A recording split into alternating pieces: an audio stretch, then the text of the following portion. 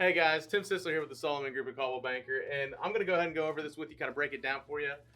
So when you're analyzing a real estate deal for investments, you got to figure out a few factors. So you need to get your NOI. That's your gross minus your operating expenses.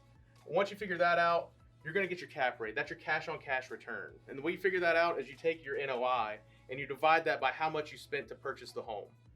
Once you get that, you can figure out your cash flow. That's how many dollar bills you're putting in your pocket after all those expenses are paid. Okay.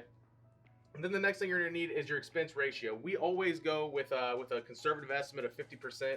Now that's if you paid cash, because if you financed it, there's going to be financing costs as well. But the expense ratio includes your taxes, your insurance, your capital expenditures and repairs, your property management. Give us a call. Your vacancy, you don't want a vacancy. You want to try to get this together as soon as possible. That way you can have people back in there paying you that $580 a month. And your utilities. So after you get that together, Arthur's going to go ahead and break it down and show you guys an example of a property we have listed. All right, so here's a live example of an investment property that you can purchase today and what kind of returns you can expect from it. Here's a property we have on the market right now today. It's at 520 Mount Vernon Avenue in Springfield, Ohio, 45503. This property is currently rented for $580 a month, and it actually could use a bump up because it's a 3-bedroom, 1-bath, and a full basement. So right now it brings in $1,660 gross after the expenses, which taxes, insurance, capital expenditures, property management, and vacancy, utilities, finance cost.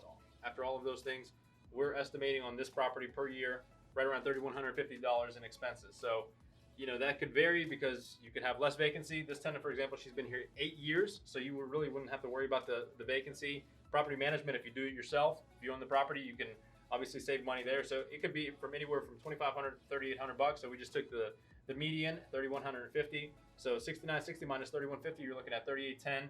That's net. That's cash flow in your pocket on a yearly basis. And if you divide that by the price of the property, which is $35,000, you're looking at a capitalization rate. That's a cash on cash return of right around 11%.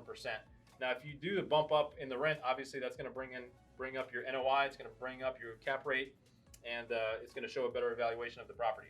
So in our market for residential property, single family, depending on the area, A-class neighborhoods, obviously a little bit lower as far as your recapitalization rate. In areas that are up and coming, you can expect a better capitalization rate. So we've seen property cap rates. We've personally purchased some in this range, all the way up to like 30% cap rate. So commercial properties that are a little bit harder to get a good capitalization rate on, they have a little bit less turnover. So usually between 6 to 10% on the commercial properties, right around 10 to 15% capitalization rate in our market is kind of what we see in Springfield, Ohio. If you guys are interested in this property or any other cash flowing properties that you can add to your investment portfolio, give us a call. We've got properties. We can help you walk through this formula. We can help you analyze the deal and answer any questions for you to make it real simple. So guys, if you've got some value out of this today, make sure to like, subscribe, and share this video, and we'll see you on the next one.